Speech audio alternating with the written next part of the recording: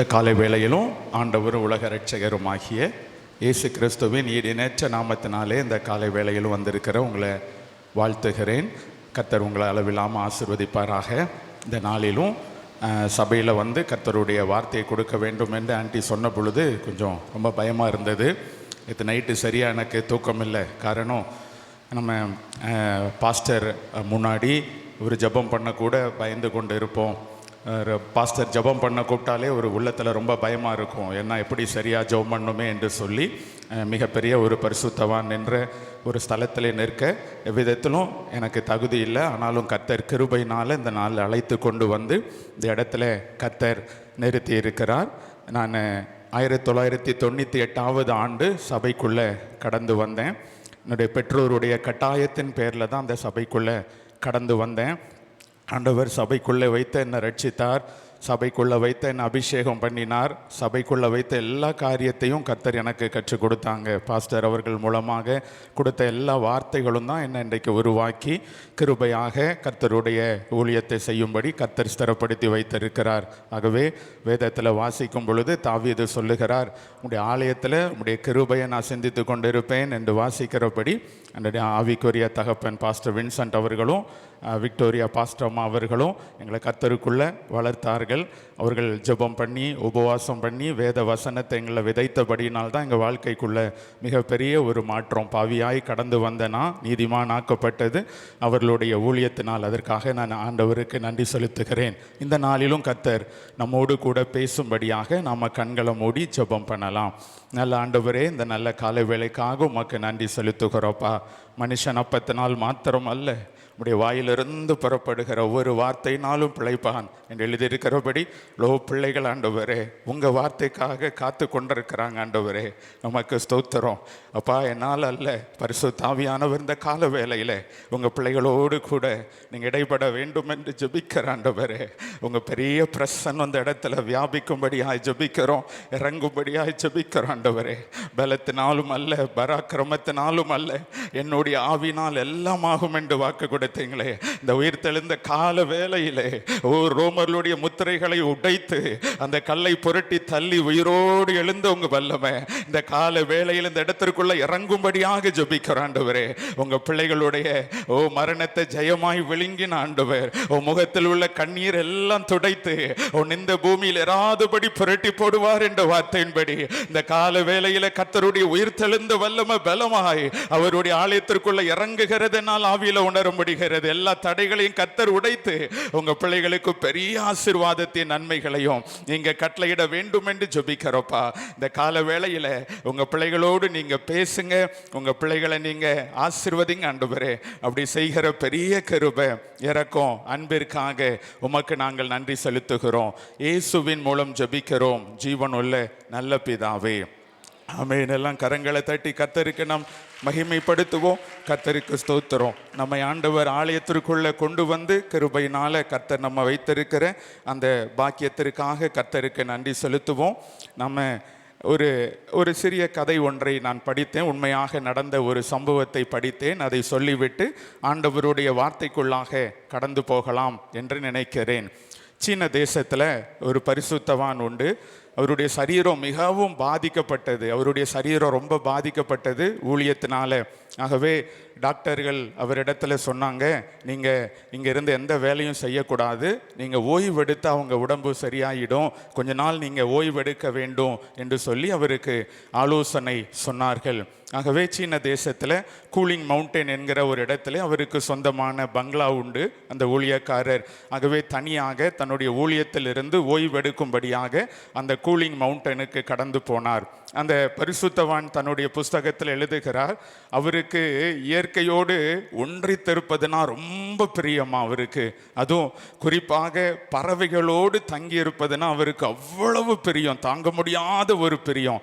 ஆகவே அவர் மிக சந்தோஷமாக ஊழியத்தில் இருந்து எல்லாம் ஓய்வு எடுத்துக்கொண்டு தனியாக கூலிங் மவுண்டன் என்கிற அந்த இடத்துல தங்கி இருந்தார். படுத்து ஓய்வெடுத்து காலையில் அவர் எழுந்த பொழுது ரொம்ப ஆச்சரியம். அவருடைய பங்களா அந்த விராண்டாவில் பார்த்தீங்கன்னா நிறைய பறவைகள், குருவிகள் அழகாக பாடிக்கொண்டு அமர்ந்திருந்தது. அவருக்கு ரொம்ப சந்தோஷம், சொல்ல முடியாத சந்தோஷம். ஏன்னா அவருடைய வாஞ்சை எல்லாமே பறவைகளோடு இருக்கணும், பறவைகள் மத்தியில் இருக்கணும், பறவைகளுடைய சத்தத்தை கேட்கணும்னு அவருக்கு அவ்வளோ வாஞ்சை. அதனால சொல்ல முடியாத ஒரு சந்தோஷம். வீட்டுக்குள்ளே போயிட்டு தானியத்தை கொண்டு வந்தாராம். தானியத்தை கொண்டு வந்து அந்த பறவைகளுக்கு கொடுக்கலாம் என்று சொல்லி உள்ளே போயிட்டு நல்ல தானியத்தை கொண்டு வந்து அவங்களுடைய அந்த பங்களாவில் இருக்கிற விராண்டாவு பகுதிக்கு அவர் வந்தாராம். அவர் எழுதுகிறார், அவர் வந்து அந்த தானியத்தை அந்த பறவைகளுக்கு அவர் கொண்டு வந்த பொழுது பாருங்க, அந்த பறவைகள் எல்லாம் பறந்து போயிட்டான் பயந்து. இவருக்கு ரொம்ப துக்கம், ரொம்ப வேதனை, இவருக்கு ரொம்ப துக்கம். ஐயோ, நான் பறவைகளை எவ்வளவு நேசிக்கிறேன், பறவைகளுக்கு நான் தீங்கு செய்ய நினைக்கவே இல்லையே. அப்போ அவர் யோசித்தாராம், என்னால் எப்படி என்னுடைய அன்பை இந்த பறவைகளுக்கு நான் சொல்ல முடியும், இந்த பறவைகளை நான் நேசிக்கிறேன் என்று எப்படி சொல்ல முடியும்? ஒருவேளை என்னால் பறவையோடு பறவையாக மாற முடிந்தா அவர்களோடு கிளையில் அமர்ந்து அவர்களை நான் எவ்வளவு நேசிக்கிறேன், அவர்களை நான் சேதப்படுத்த விரும்பலை, அவர்களை நான் மிகவும் நேசிக்கிறேன், அவர்களோடு இருக்க விரும்புகிறேன் என்று சொல்லி என்னுடைய அன்பை அவர்களிடத்திலே பகிர்ந்து கொள்ளலாம் என்று அவர் உள்ளத்திலே எண்ணினாராம். அப்படிதான் ஆண்டவராகிய இயேசு கிறிஸ்து, வேதம் சொல்லுகிறது, தேவன் அன்பாகவே இருக்கிறார். ஓ க்ளோரி! அவருடைய அளவிட முடியாத அந்த அன்பு தான் வேதத்தில் வாசிக்கிறோம். அவர் மனிதனாக இந்த உலகத்தில் அவர் இறங்கி வந்தாராம். கரங்களை தட்டி ஆண்டவருக்கு நன்றி செலுத்துவோம். அந்த அளவிட முடியாத அன்பு, வார்த்தையினால விரிக்க முடியாத அன்பு, எந்த போதகராலும் விரிக்க முடியாத அன்பு, மனிதர்கள் மேல அவர் வைத்த பெரிய அன்பு விரிக்கவே முடியாது. ஓ கல்வாரி அன்பை எந்த மனிதனாலும் வெறித்து சொல்ல முடியாது. ஓ பரிசுத்த ஆவியினால் தேவனுடைய அன்பு உங்க இருதயத்தில் ஊற்றப்படும் பொழுது அந்த ஆவியானவர் அந்த அன்பை உங்களுக்கு உணர்த்தி காண்பிப்பார். உன்னை எவ்வளவு நேசிக்கிறேன் பார், உண்மையில் எவ்வளவு வைராக்கியமாய் இருக்கிறேன் பார். ஓ உன்னை நான் எவ்வளவு நேசிக்கிறேன், உனக்காய் நான் எல்லாவற்றையும் செய்து முடித்தேன். ஓ உன்னை ஜீவனிலே கொண்டு போய் சேர்ப்பேன். உனக்காக நான் ஆயத்தம் பண்ணி வைத்தவைகளை கண்கள் காணவும் இல்லை, காதுகள் கேட்கவும் இல்லை. ஆண்டவருடைய அந்த அளவிட முடியாத அந்த அன்பு பெரிய ஒரு அன்பு, யாராலும் வெறித்து சொல்லவே முடியாது. வேதத்தில் வாசிக்கிறோம், அதை குறித்து ஆச்சரியமாக இருக்கும். மத்தேயு 8வது அதிகாரத்தில் நான் சொல்லுகிறேன், அப்படியே கேளுங்க, வீட்டில் போய் அதை வாசித்துக் கொள்ளுங்க. வேதத்தில் வாசிக்கிறோம், ஒரு குஷ்டரோகி ஒருவன் வந்து இயேசுவுக்கு முன்பாக முழங்கால் படியிடுகிறான். குஷ்டரோகம் நியாயப்பிரமாணத்தின்படி குஷ்டரோகத்தை தொடுவது தீட்டு. குஷ்டரோகி யாராவது பட்டணத்தின் வாசலுக்குள்ள தெருக்குள்ளுக்குள்ள வந்தால் தீட்டு தீட்டு என்று முகத்தை மூடி கத்த வேண்டும். தீட்டு, அருவருப்பானவர்கள், அவர்களுக்கென்று புறம்பான ஒரு பாளையம் இருக்கும். வீட்டுக்குள்ள தங்க முடியாது, பிள்ளைகளோடு தங்க முடியாது.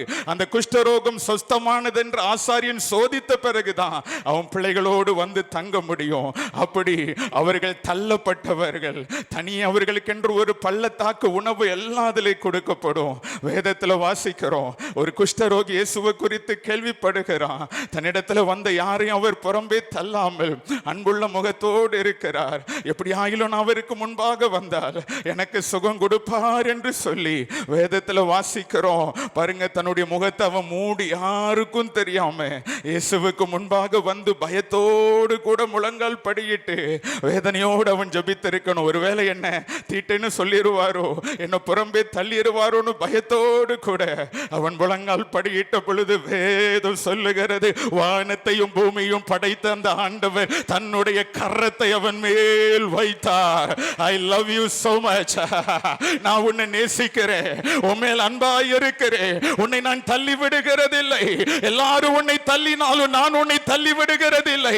உன்னை நேசிக்கிறேன், உன் பலவீனத்தை குறித்து பரிதபிக்கிறேன், உன்னை நான் நேசிக்கிறேன். ஆண்டவர் தன்னுடைய அன்புள்ள கரத்தை அவன் மேல் வைத்த பொழுது உள்ளொன் நடுங்கி இருக்கும். என்னை ஆண்டவரே, தீட்டுப்பட்ட என்னையா நேசிக்கிறீங்க, தீட்டுள்ள என்னையா நேசிக்கிறீங்க ஆண்டவரே, எனக்கா இவ்வளவு அன்பு? ஓ சித்தம் உண்டு, நீ சுத்தமாக, நீ வியாதியோடு இருப்பது என் சித்தம் அல்ல, உனக்கு சுகத்தை கொடுக்க விரும்புகிறேன். ஓ பிள்ளைகளுடைய அப்பத்தை எடுத்து பிள்ளைகளுக்கு கொடுப்பதற்காக நான் வந்திருக்கிறேன். நீ வியாதியோடு இருப்பது என்னுடைய என்னுடைய விருப்பம் அல்ல, நீ சுகமாக வேண்டும் என்று நான் விரும்புகிறேன். I love to heal your mortal body. உன்னை நான் சுகமாக்க விரும்புகிறேன். I want to heal thy. எத்தனை அன்புள்ள ஆண்டவரப்பா, நீங்க எத்தனை அன்புள்ள ஆண்டவர். அவர் தன்னுடைய கரத்தை உண்மையில் வைக்கிறார். இந்த கால வேளையில பலவீனத்தோடு வந்திருக்கிறாயா? எல்லாரும் என்ன தள்ளிட்டாங்கன்னு வேதனையோடு வந்திருக்கிறாயா? அவருடைய ஆணிப்பா இந்த கரத்தை இந்த கால வேளையில உன் மேல கர்த்தர் வைத்து சொல்றாரு, ஓ கீலேயாத்தின் பிசின் தைலம் இல்லையோ, ரண வைத்தியனும் இல்லையோ, பின்ன என் ஜனமாகிய குமாரத்தி ஏன் சொஸ்தமடையாமல் போனால்? He want to heal your mortal body. He want to raise your body. உன்னை சுகமாக்க விரும்புகிறார். அவருடைய மிகப்பெரிய அன்பு, அளவிட முடியாத ஒரு அன்பு. ஓ தேவன் அன்பாகவே இருக்கிறார் என்பதை வெளிப்படுத்தி காண்பித்தார். பிதா எப்பேற்பட்டவர் என்பதை நமக்கு வெளிப்படுத்தி காட்ட வந்தார். அவர் அன்புள்ளவர். உன்னை புறம்பே தள்ளுகிறது இல்லை. உன் பலவீனத்தை குறித்து பரிதபிக்க கூடாத பிரதான ஆசாரியன் உனக்கு ராமல் எல்லாவற்றிலும் நம்மை போல சோதிக்கப்பட்டு உன் வேதனைகளை அறிந்தவர், உனக்கு உதவி செய்ய வல்லமை உள்ளவர், உன்னை குணமாக்க உனக்காக பரிதபிக்கிறவர், உன் பிள்ளைகளுக்காக பரிதபிக்கிறவர். He loves you so much. உன் குடும்பத்தை நேசிக்கிறார், உன் பிள்ளைகளை நேசிக்கிறார். உன் சத்துருக்களுக்கு முன்பதாய் உனக்கு ஒரு பந்தி ஆயத்தப்படுத்தி உன் தலையை எண்ணெயினால அபிஷேகம் பண்ண இந்த கால வேளையிலே மரித்தேன் ஆனாலும் சதா காலங்களிலும் உயிரோடு இருக்கிறேன், மரணத்திற்கும் பாதாளத்திற்கும் உரிய திறவுகோலை உடையவராய் இருக்கிறேன் என்று மரணத்தை ஜெயித்தவருடைய வல்லமை இந்த கால வேளையிலே is moving around in our midst. Hallelujah. அவருடைய அன்பு அவ்வளோ பெரிய அன்பு, உன்னை வெறுக்காத ஒரு அன்பு, உன்னை பாவி என்று தள்ளாத ஒரு அன்பு, உன்னை சேர்த்துக் கொள்ளுகிற அன்பு, உன்னை தன்னுடைய ராஜ்யத்திலே சேர்த்துக் கொள்ளுகிற அன்பு. அதற்காகத்தான் அந்த உலகத்திலே வந்தார், உன்னை அவரோடு சேர்த்துக் கொள்ளும்படி. வாக்குத்தத்தத்திற்கு அந்நியனும் தேவன் அற்றவனுமாய் இருந்த உன்னை தன்னுடைய அன்பின் குமாரனுடைய ராஜ்யத்திற்கு உட்படுத்தும்படியாக அவர் உனக்காக இந்த உலகத்திலே கடந்து வந்தார். என்னால உணர்ந்து கொள்ள முடிகிறது. ஆவியானவர் சொல்றாங்க, உனக்குள்ள வாசம் பண்ணுகிற ஆவியானவர், உன் குடும்பத்தை குறித்து நான் வைராக்கிய வாஞ்சியா இருக்கிறேன். உன் பிள்ளைகளை கட்டுவேன், உன் குடும்பத்தை நான் கட்டுவேன், இடிக்க மாட்டேன். அவருடைய அந்த அன்பின் வல்லமை உன் நடுவில் பலமாய் அசைவாடுகிறது, என்னால பார்க்க முடிகிறது. அவருடைய பெரிய அன்பு, அவருடைய பெரிய அன்பு வார்த்தையினால வரிக்கவே எவ்வளவு அன்புள்ள தேவன். அவர் பக்கத்துல வந்தா தெரியும் எவ்வளவு நேசிக்கிறார்.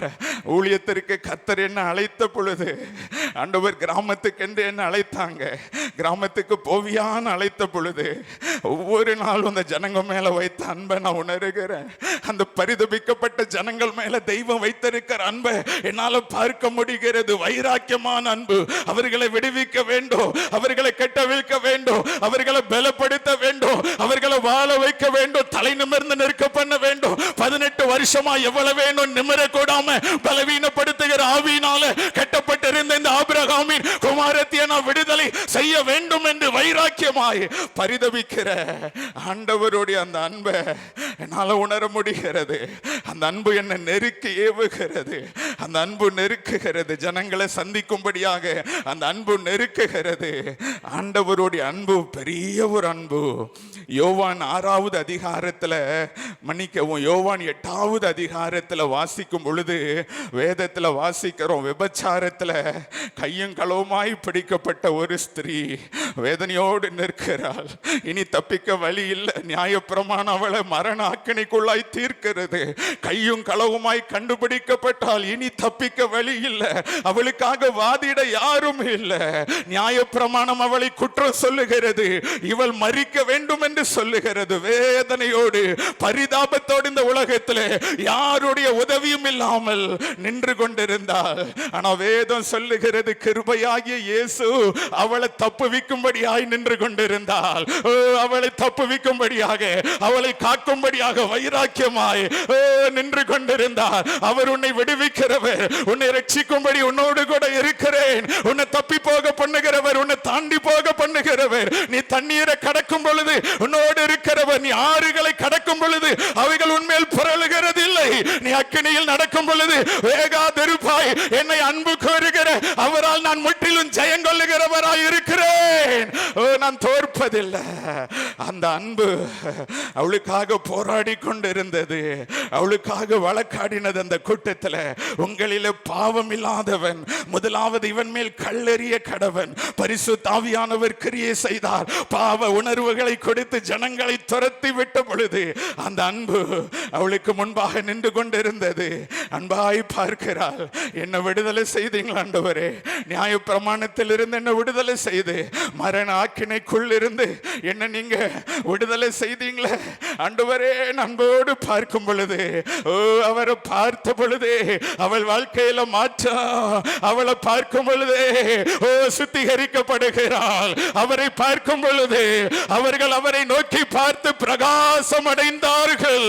பாவத்துக்கு முன்னால் நிற்க முடியாத அவள் அந்த இரட்சகரை பார்க்கும் பொழுது அவருடைய வல்லமையும் பலனும் அவளை நிரப்பி அவளுடைய வாழ்க்கையில் ஒரு மறுரூபத்தை, ஆவியானவர் அவருடைய மறுரூபத்தை, அவரை பார்க்க பார்க்க பலன் அடைகிறோம்.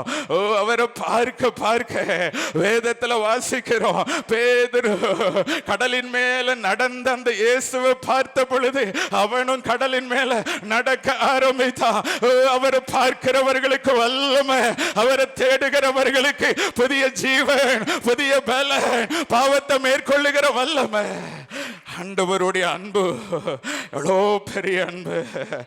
நெறிந்த நாணல நான் முறியாமலும் மங்கி எரிகிற உன் திரியன் அணையாமலும் இருக்கிற ஆண்டவர் உன்னை எரிய செய்வதற்காக வந்த உன்னை பலப்படுத்தி உனக்கு நான் சகாயம் பண்ணி உன்னை என் நீதியின் வலது கரத்தினால நான் உன்னை தாங்குவேன், உன்னை நான் ஏந்துவேன், உன்னை நான் சுமப்ப மகளே, உன்னை நான் தப்புவிப்பேன். உன் வாழ்க்கையை மாற்றும்படியாகத்தான் இந்த சுவிசேஷத்தை கொண்டு வந்தேன்.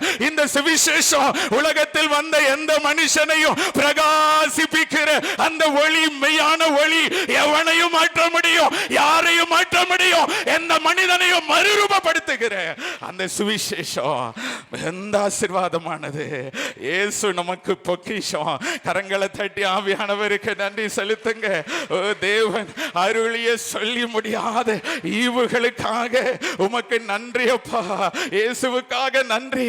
இயேசுவை கொண்டாட வேண்டும். இயேசுவை துதி ஆராதனையில மகிழ்ந்து மகிழ்ந்து எங்களுக்காக இயேசுவை கட்டளையிட்டீரே, உமக்கு நன்றி அப்பா. ஆண்டவர் எவ்வளோ பெரிய அன்புடையவராய் இந்த பூமியில் ஆண்டவர் நடந்து வந்து 2 காரியங்கள் ஆண்டவர் செய்தார். செய்திக்குள்ள போகிறேன். ஒரு முகவரியை மாத்திரம் கொடுக்கிறேன். 2 காரியங்களை ஆண்டவர் செய்த 2 காரியம். ஒன்று நமக்கெல்லாம் தெரியும், வேதம் சொல்லுகிறது எவ்வளோ பெரிய ரட்சிப்பை நமக்காக சிலுவையில் ரத்தம் சிந்தி ஆண்டவர் உண்டாக்கினார். கரங்களை தட்டி ஆண்டவருக்கு எவ்வளவு பெரிய ரட்சிப்பு. எங்க ரட்சகரை எங்களை மீட்கும்படி எங்களுக்காக கிருபாதார பலியாக சிலுவையில் பலியானீங்களா ஆண்டவரே. எங்களை கழுவி எங்களை உங்க ராஜ்யத்தில் கொண்டு வந்து சேர்க்கும்படி உங்களுக்கு எவ்வளவு வைராக்கியம். காணியாட்சிக்கு புறம்பானவர்களும் வாக்குத்தத்தத்திற்கு அந்நியர்களும் தேவனற்றவர்களுமாய் புறஜாதியாய் இருந்த எங்களை உங்க வீட்டுக்குள்ள சேர்த்து கொண்டு உங்க முகத்தின் ஒளியை எங்க மேல பிரசன்னமாக்கி எங்களை ஆசீர்வதிக்க நீங்க சித்தம் கொண்டீங்களே, நன்றி ஆண்டவரே. அப்போ முதல்ல ஆண்டவர் நமக்கு கொடுத்த பெரிய ஒரு ஆசீர்வாதம் ரட்சிப்பு தான். ரட்சிப்பு பெரிய ஒரு ஆசீர்வாதம். 1999 ஆண்டு ஆலயத்தில் ட்ரினிட்டி சர்ச் பெரியார் நகரில் இருக்கும் பொழுது கர்த்தர் என் கூட பேசினார். பாவியாதான் ஆலயத்திற்குள்ள வந்து அமர்ந்திருந்தேன். ஆண்டவர் ஆங்கிலத்தில் என்னோடு பேசினார். உன் வழி எனக்கு மாறுபாடாக இருக்கிறது, நானே உனக்கு எதிரியாய் புறப்பட்டு வந்தேன்.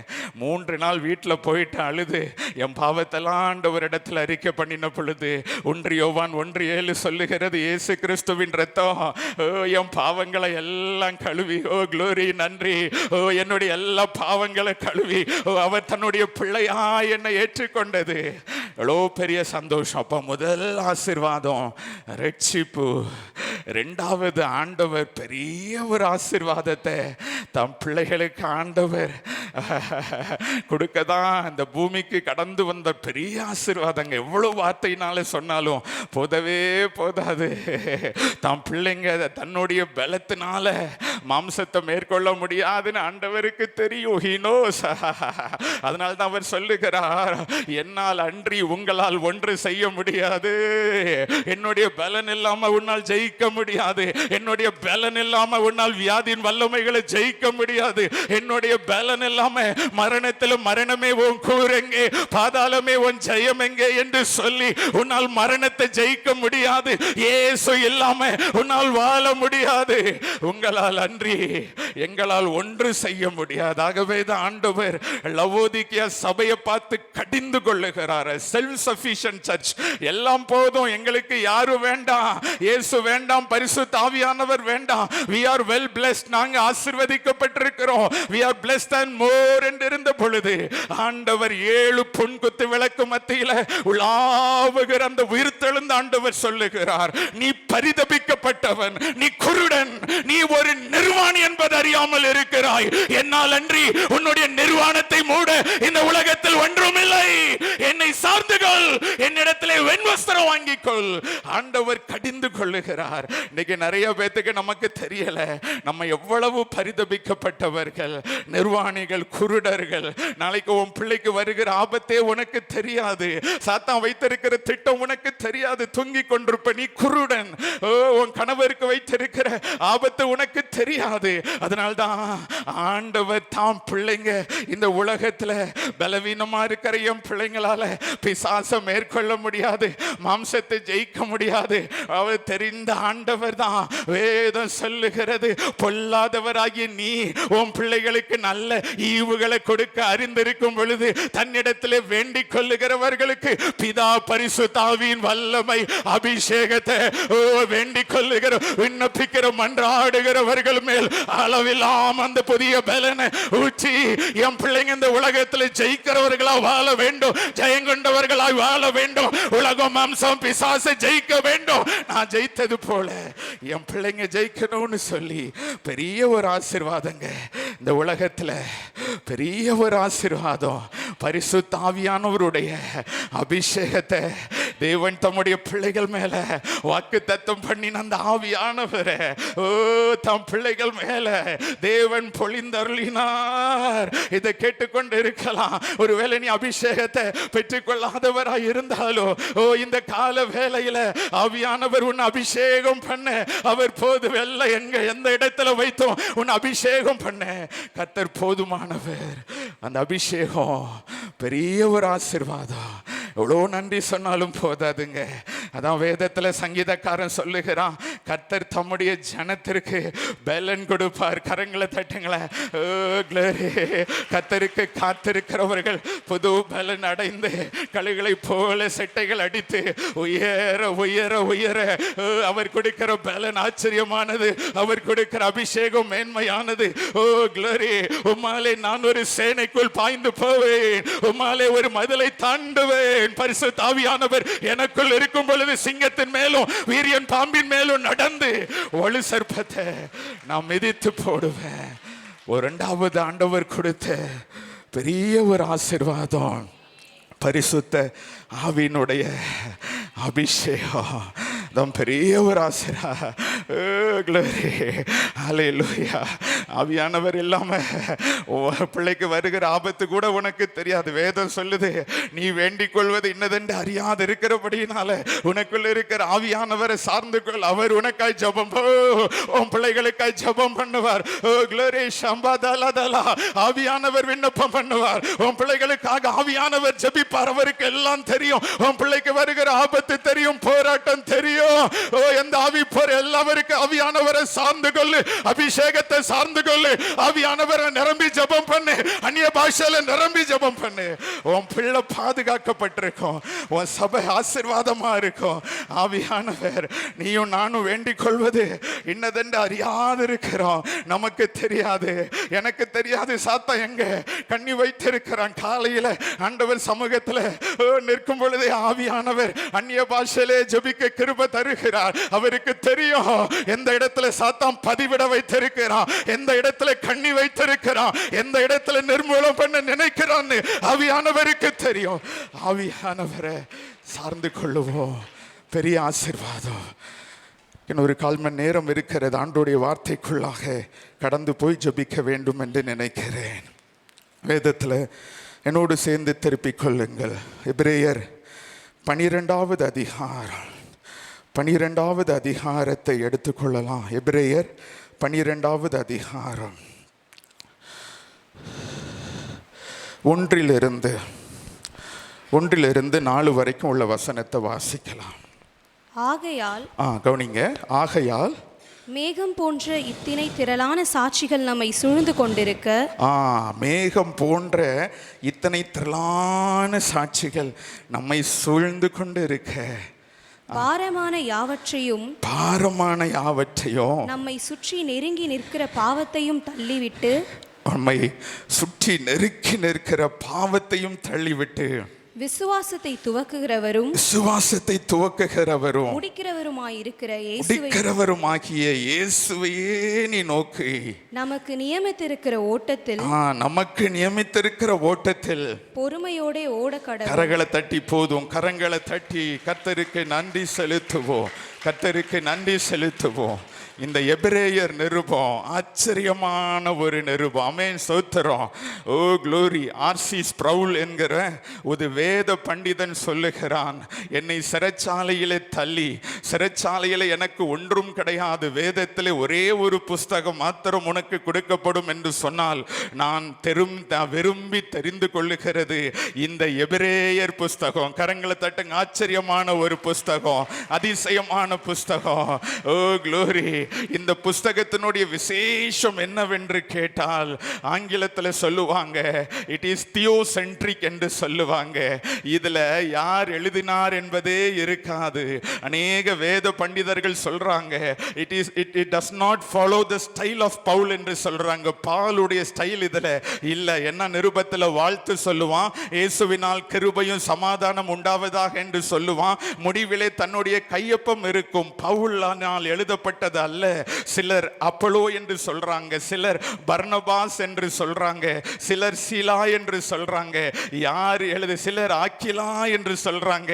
ஆனா யார் எழுதினார் என்றே தெரியவில்லை. ஆனா கர்த்தரை மேன்மைப்படுத்துகிற ஒரு அருமையான புஸ்தகம். நம்ம வாழ்க்கையில நம்ம மேன்மை தெரிய வேண்டியது அல்ல. ஓ எங்களில் அன்பு கூர்ந்து, ஓ எங்களுக்காக எங்களை ராஜாக்களும் ஆசார்களும் ஆக்கின அவருடைய நாமம் மாத்திரம் உயர்த்தப்படட்டும். ஆண்டவர் எங்களுக்கு அல்ல கர்த்தாவே, எங்களுக்கு அல்ல, உங்க கிருபை நிமித்தம், உங்க சத்தியத்தை நிமித்தம் உங்க நாமத்திற்கு மகிமையை வர பண்ணுங்கப்பா. எங்களுடைய சுய காரியம் ஒன்றுமல்ல, எங்களை மறைத்து உங்க குமாரனை எங்களிலே வெளிப்படுத்துங்கப்பா. ஜாதிகள் எங்களை மறைத்து உம்முடைய மகிமையை பார்க்கட்டும், உங்க குமாரனுடைய சாயலை பார்க்கட்டும். இருளில் இருந்த ஜனங்கள் உம்முடைய சோபத்தை எங்களிலே பார்க்கட்டும், உம்மிலே கனியாகி அன்பை எங்களிலே பார்க்கட்டும். ஆண்டவரே, ஓ இது முதல் ஒருவனும் எனக்கு வருத்தம் உண்டாக்காதிருப்பானாக. கிறிஸ்துவினுடைய அச்சடையாளத்தை என் சரீரத்தில் தரித்திருக்கிறேன். Oh I bear the mark of the Christ. அவருடைய 10,000களில் சிறந்த குணாதிசயத்தை நான் ஆவியின் பலத்தினால் தரித்துக் கொண்டிருக்கிறேன். என்னை வெளிப்படுத்த அல்ல, ஓ கிறிஸ்துவின் 1000 அந்த சுவாபங்களை 1000 சிறந்த அந்த சுவாபத்தை வெளிப்படுத்துவதற்காக நாங்கள் அழைக்கப்பட்ட ரொம்ப அருமையான ஒரு புஸ்தகம். தியோசென்ட்ரிக் என்று சொல்லுவாங்க, காட் சென்டர்டு. எந்த கேரக்டரும் முக்கியம் அல்ல. பைபிளே அப்படித்தான். ஓ பைபிள் இஸ் எ தியோசென்ட்ரிக் என்று சொல்லுவாங்க. எந்த கேரக்டரும் முக்கியம் இல்லை. கேரக்டர் எதுக்குன்னா அவரை குறித்து சாட்சி சொல்லதான் ஒழிய கேரக்டர் தன்னை பெருமைப்படுத்தி கொண்டு இருக்க அல்ல, தன்னை காட்டிக்கொண்டு கொடுக்க அல்ல. ஓ தன்னுடைய முகத்தை மூடி, ஓ தன்னுடைய ரெக்கையினால முகத்தை கால்களை மூடி பரிசுத்தர் பரிசுத்தர் பரிசுத்தர் என்று சொல்லி பூமி முழுவதும் அவருடைய மகிமையினால் நிறைக்கும்படியாக ஓ நாம அழைக்கப்பட்ட அழைக்கப்பட்டிருக்கிறோம். நம்மை மறைத்து இயேசுவை வெளிப்படுத்த நாம் அழைக்கப்பட்டிருக்கிறோம். அருமையான ஒரு புஸ்தகம் எபிரேயரின் புஸ்தகம் பாருங்க. அதுல ஆக்கியோனே தன்னை மறைத்து கொண்டாரு. அதுல இயேசு உயர்த்தப்பட்டிருக்கிற ஒரு புஸ்தகம். ஆங்கிலத்தில் பெட்டர் என்று சொல்லி 13 முறை வரும். இயேசு விசேஷமானவர், இயேசு மேன்மையானவர், இயேசு உயர்ந்தவர், இயேசு சிறந்தவர். அவரை கொண்டு உலகத்தை சிருஷ்டித்தார். சிங்காசனங்கள் ஆனாலும் கர்த்தத்துவங்கள் ஆனாலும் இம்மையோ எல்லாவற்றையும் அவரை கொண்டு அவருக்காக உருவாக்கினார். அவருடைய ஒரே பேரான குமாரனுடைய கிறிஸ்துவினுடைய நாமம் எங்கள் மூலமாய் உயர்த்தப்படட்டும் ஆண்டவரே. ஓ க்ளோரி. அந்த எபிரேய புஸ்தகத்தில் ரொம்ப அருமையாக அந்த ஆக்கியோன் எழுதுகிறார், இயேசு கிறிஸ்து தேவ தூதர்களை பார்க்கிலும் விசேஷமானவர். கரங்களை தட்டி ஆண்டவருக்கு நன்றி செலுத்துங்க. எல்லா தேவ தூதர்களை படைத்தவரே அவர் தாயா. அவர் எல்லாவற்றுக்கும் மேல விசேஷமானவர். தேவ தூதர்களை உருவாக்கினதே அவர் தான். தம்முடைய ஊழியக்காரரை காற்றுகளாய் கர்த்தர் செய்கிறார். ரட்சிப்பை சுதந்திரித்துக் கொள்ளுகிறவர்களுக்கு பணிவிடை செய்ய உருவாக்கப்பட்ட பணிவிடை ஆவி. காரணம், அன்றைக்கு யூதர்கள்ல குனோஸ்டிக் என்று சொல்லக்கூடிய ஒரு கூட்டத்தார் இயேசுவும் தூதர்களில் ஒன்று என்று சொல்லிக் கொண்டு இருந்த பொழுது இந்த ஆக்கியோன் எழுதுகிறான், இயேசு விசேஷமானவர், மேன்மையான, எல்லாரிலும் பெரியவர். க்ளோரி. இம்மையில் மாத்திரம் அல்ல, மறுமையிலும் பெயர் பெற்றிருக்கிற எல்லா நாமத்திற்கும் மேலாய் அவர் உயர்ந்திருக்கத்தக்கது. எல்லா நாமத்திற்கும் மேலான ஒரு நாமம் நான் வணங்குகிற இயேசுவின் நாமம். அவருடைய நாமத்தினாலே எல்லாவற்றையும் நாங்கள் ஜெயிப்போம். எல்லா வல்லமைகளையும் மேற்கொள்ளுவோம். எல்லா ஆவிகளையும் மேற்கொள்ளுவோம். மோவாபின் மேல என் பாதரட்சியை எரிந்து போடுவேன். அவர் எனக்கு போதும். உம்மால் நான் ஒரு சேனைக்குள் பாய்ந்து போவேன். உம்மால் ஒரு மதிலை நான் தாண்டுவேன். ஆண்டவரே, இயேசு என்கிற அந்த மேன்மையான நாமம் தேவ தூதர்களிலும் பெரிய ஒரு நாமம். வேதத்தில் வாசிக்கும் பொழுது மறுரூப மலையில இயேசுவின் மேன்மைய பிதா வெளிப்படுத்தி காண்பிக்கிறார். வேதம் சொல்லுகிறது, இயேசு மறுரூப மலையில பேதுரு, யாக்கோபு, யோவானை கூட்டிக் கொண்டு போய் மறுரூபம் அடைய தொடங்கினார் என்று வேதம் சொல்லுகிறது. அப்பொழுது ஒரு பக்கத்திலே மோசேயும் ஒரு பக்கத்திலே எலியாவும் இயேசுவோடு பேசிக் கொண்டிருந்தாங்க. அவருடைய மரணத்தை குறித்து சம்பாஷித்துக் கொண்டிருந்தாங்க. பேதுரு, யாக்கோபு, யோவானும் தூக்கம் தெளிந்து சொல்றாங்க, ஆண்டவரே, உமக்கு ஒரு கூடாரமும், மோசேக்கு ஒரு கூடாரமும், எலியாவுக்கு ஒரு கூடாரமும், 3 கூடாரத்தை போடலான்னு சொன்ன பொழுது ஒரு மேகம் அவர்கள் மேல் நிழலிட்டு அந்த மேகத்தில் இருந்து ஒரு சத்தம், இவர் என்னுடைய நேசகுமாரன். மோசே நியாயப்பிரமாணம் இயேசுவை போதிக்கிறது. நியாயப்பிரமாணம் இயேசுவுக்கு நிழலாட்டமாய் கொடுக்கப்பட்டிருக்கிறது. எலியா தீர்க்கதரிசி, இயேசுவை குறித்த தீர்க்க தரிசன ஆவியாய் இருக்கிறது. யாரும் பெரியவன் அல்ல, என்னுடைய ஒரே பேரான குமாரன். இவர் சொல்வதற்கு கீழ்ப்படியுங்க, இவர் நடத்துகிறபடி நடவுங்க, இவருடைய சத்தத்திற்கு கீழ்ப்படியுங்க என்று மேகத்தில் இருந்து ஒரு சத்தம், ஒரு மேகம் அந்த இடத்துல அப்படியே நிழலிட்டது. இவர் தான் என் பிரியமான குமாரன், இவருக்காகத்தான் அந்த உலகத்தை படைத்திருக்கிற. யோவான் 17 வாசிக்கிறோம், இயேசு எல்லாம் தனக்கு ஒப்புவிக்கப்பட்டது.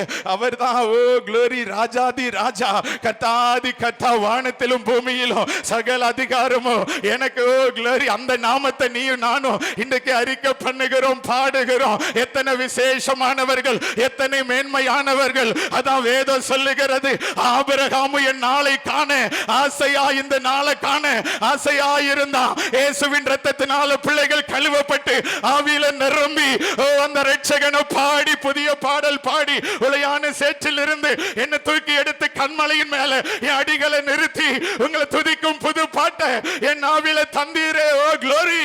அவரை உயர்த்துகிற அந்த பாடலை ஆசையா இருந்தானா ஆபிரகாம்.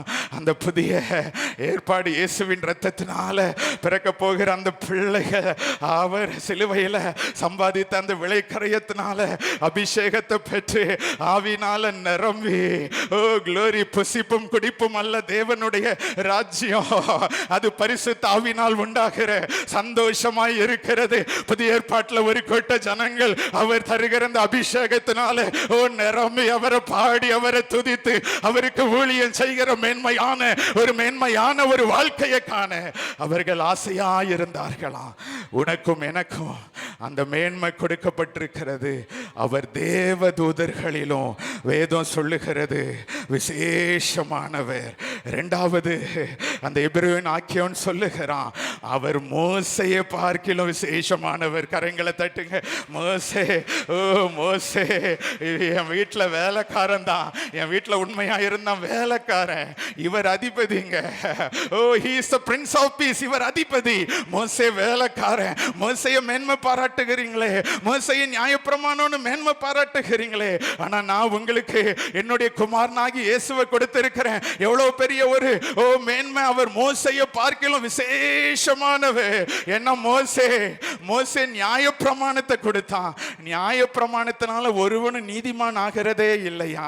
நியாயப்பிரமாணம் என்ன பாவி என்று தீர்க்கிறது. அப்போஸ்தலனாகிய பவுல் சொல்லுகிறான், பாவம்னு நியாயப்பிரமாணம் சொல்லாதிருந்தா அது பாவம் எனப்பட மாட்டாது.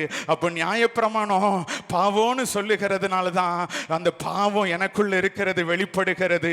நியாயப்பிரமாணத்தினால ஒருவனும் நீதிமான் ஆகிறது இல்லை. ஆனா இந்த இயேசு எனக்குள்ள கிருபையை தருகிறார், பாவத்தை மேற்கொள்ள பலனை தருகிறார், எனக்குள்ள அபிஷேகத்தை தருகிறார். என் சுவாபங்கள் மாற அவர் எனக்குள்ள பரிசுத்தாவின் அபிஷேகத்தை தந்து என்னுடைய ஜென்ம சுவாபத்தை மாற்றுகிறார். அவருடைய சுவிசேஷம் மேன்மையானது. அவருடைய சுவிசேஷம் என்ன மாற்ற வல்லமை உள்ளது. அவருடைய சுவிசேஷம் என்ன பலப்படுத்த வல்லமை உடையது. உலர்ந்த என் எலும்புகளை உயிரடைய செய்ய இந்த இயேசு வல்லமை உடைய. அவர் மேன்மையானவர், விசேஷமானவர். அவர் விசேஷமானவர். அவர் விசேஷமானவர். மோசையை கொண்டாடுறீங்களப்பா, மோசையை கொண்டாடுறீங்களே, ஒரு நிழல் தான் அது. நிஜம் என் குமாரன். நாம் எத்தனை மேன்மை உள்ள ஜனங்க, எத்தனை பாக்கியம் உள்ள ஜனங்க, எத்தனை அருமையான ஜனங்க, எத்தனை கிருபை பெற்ற ஒரு ஜனங்க, எத்தனை பாக்கியம் பெற்ற ஒரு ஜனங்க. உனக்கு அந்த வெளிப்பாடு இருந்தா உன்னால துதிக்காம இருக்கவே முடியாது.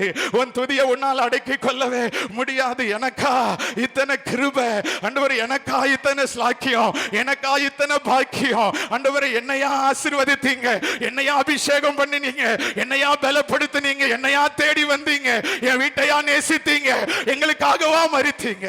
உங்களுடைய அன்பு எவ்வளவு பெரியது ஆண்டவரே. ஓ glory. நன்றி. மோசையை பார்க்கலாம், மோசையின் நியாய பிரமாணத்தெல்லாம் பார்க்கலாம். இயேசு விசேஷமானவர், ஓ மென்மையானவர், ஓ அவர் ஹல்லேலூயா, அவர் ஆசீர்வாதமானவர். ஓ glory, ஓ glory. உன் வித்துக்கும் ஸ்திரீ வித்துக்கும் பகையை உண்டாக்குவேன். ஓ அவர் உன் தலையை நசுக்கினவர். இயேசு சாத்தானுடைய தலையை நசுக்கினவர். இன்னைக்கு போராட்டத்திற்குள்ள இருக்கலாம், ஆனா இந்த இயேசு பிசாசனுடைய தலையை நசுக்கினவர். அவர் மேன்மையானவர். வேதம் சொல்லுகிறது அவர் மோசேயை பார்க்கிலும் விசேஷமானவர் என்று வேதம் நமக்கு சொல்லுகிறது. மாத்திரமல்ல, மூன்றாவது அவர் சொல்லுகிறார். என்ன சொல்லுகிறார் என்று சொன்னா, இவர் மெல்கிசேதேக்கின் முறைமையின்படி ஆசாரியரானவர், பிரதான ஆசாரியன். பழைய ஏற்பாட்டில் லேவி கோத்திரத்தின் மூலமாய் ஆசாரியர்கள் ஏற்படுத்தப்படுகிறார்கள். அது பலவீனமானது என்று வேதம் சொல்லுகிறது. அது அது அது அந்த பிரதான ஆசாரியன் தானும் பாவி.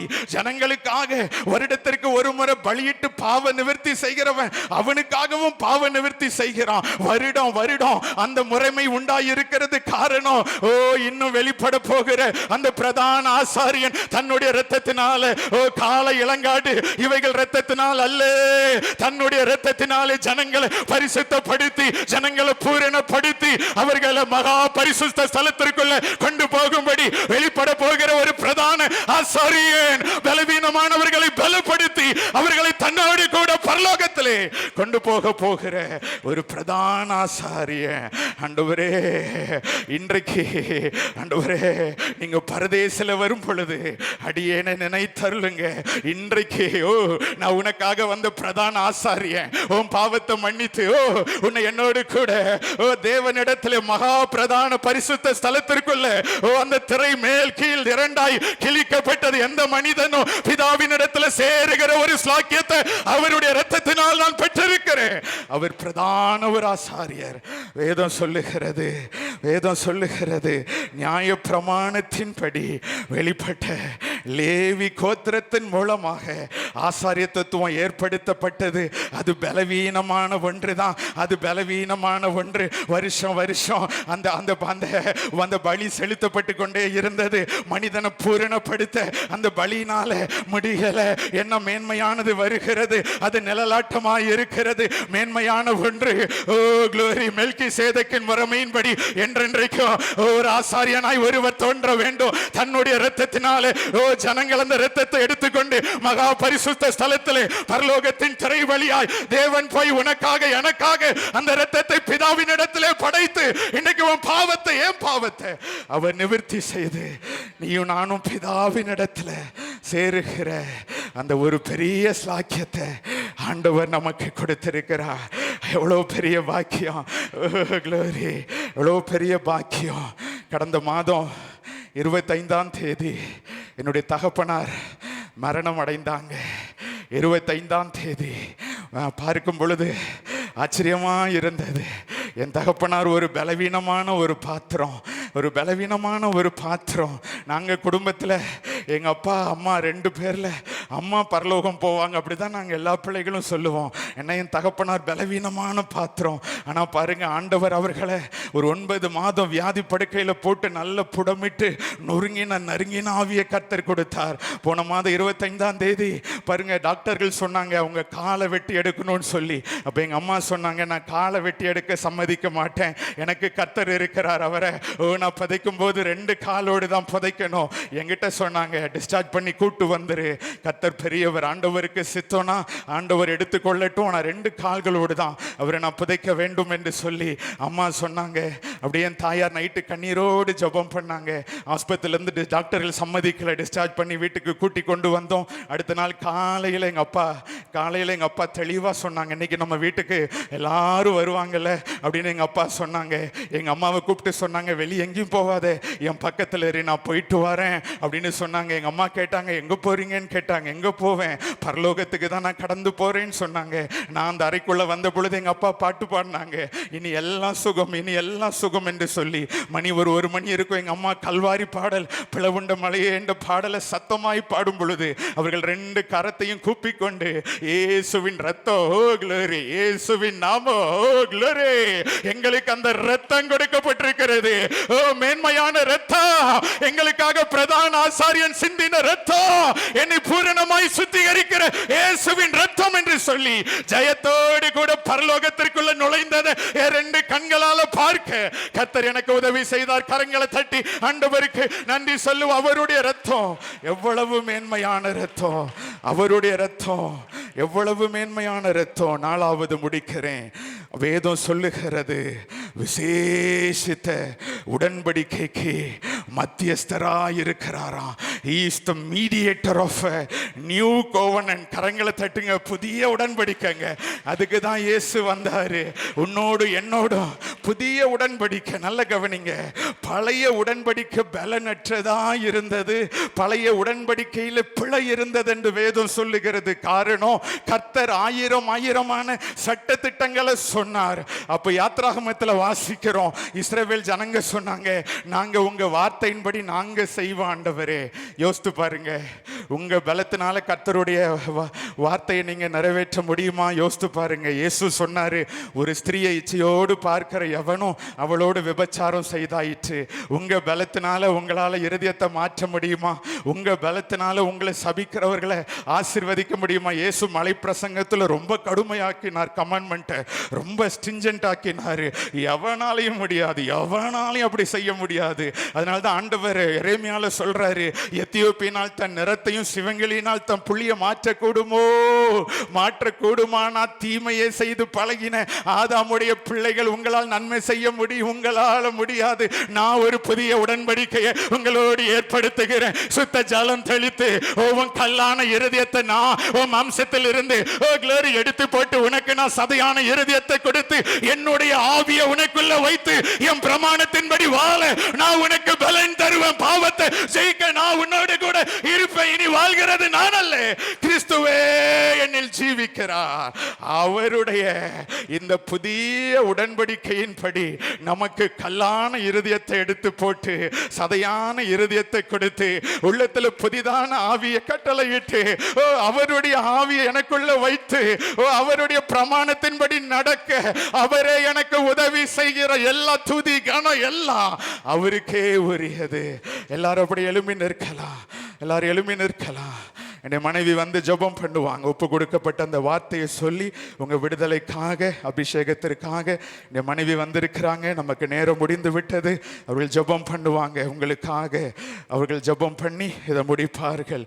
ஆண்டவர் இந்த வார்த்தையின்படி ஆசீர்வதிக்கணும். அபிஷேகத்தை பிள்ளைகள் மேல் அளவில்லாமல் ஊற்றணும். விடுதலை வேண்டியிருக்கிறவர்களுக்கு விடுதலை கொடுக்கணும், சுகத்தை கொடுக்கணும். ஜெபம் பண்ணுவார்கள்.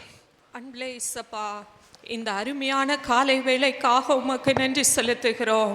கர்த்தராகிய கர்த்தரை தொழுது கொள்ளும்படி, ராஜாதி ராஜாவை தொழுது கொள்ளும்படி ராஜா நீர் எங்களை கூட்டி கொண்டு வந்த உம்முடைய அன்பிற்காக நன்றி செலுத்துகிறோம். எங்க மேல் வைத்த உம்முடைய அன்பிற்காக நன்றி செலுத்துகிறோம். எங்க ஒவ்வொருத்தரையும் விடுதலையாக்கும்படி உம்முடைய ஒரே பேரான குமாரனாகிய இயேசுவை எங்களுக்காய் கொடுத்த உம்முடைய அன்பிற்காக நன்றி செலுத்துகிறோம். எங்க மேல் வைத்த உம்முடைய அன்பு பெரியது ஆண்டவரே. உம்மை போல யாரும் எங்களை நேசிக்கவில்லை ஏசப்பா. ஏசப்பா, எங்களை நேசிக்கிற உம்முடைய அன்பிற்காக நன்றி செலுத்துகிறோம். பாவத்துக்கு பின்னாக ஓடிக்கொண்டிருந்த எங்களை ராஜா ரட்சித்த உம்முடைய அன்பிற்காக நன்றி செலுத்துகிறோம். நன்றி செலுத்துகிற ஆண்டவரே. யாரும் எங்களை விரும்பவில்லை, எல்லாரும் எங்களை ஒதுக்கி தள்ளினாங்க.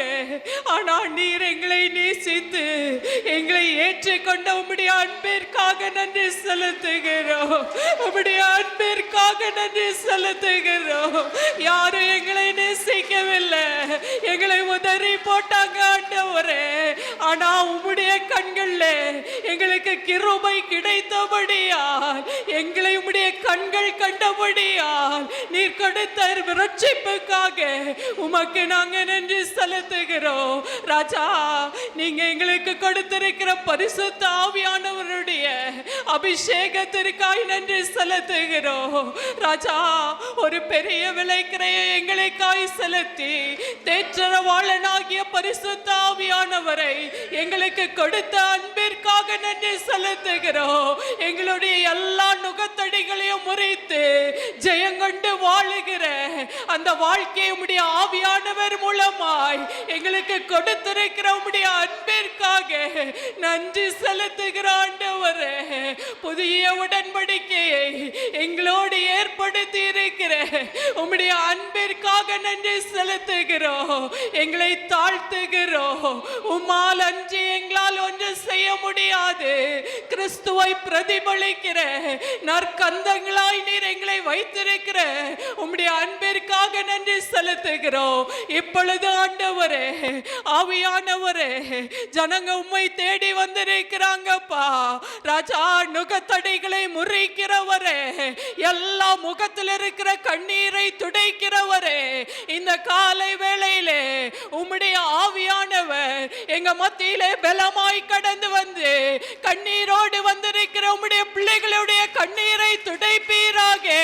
கதறுதலோடு வந்திருக்கிற அவருடைய கதறுதல்களை நீர் மாற்றி போடும்படியாக நாங்கள் ஜெபிக்கிறோம். சுகவீனமாய் வந்திருக்கலாம், தொட்டு சுகப்படுத்துவீராக.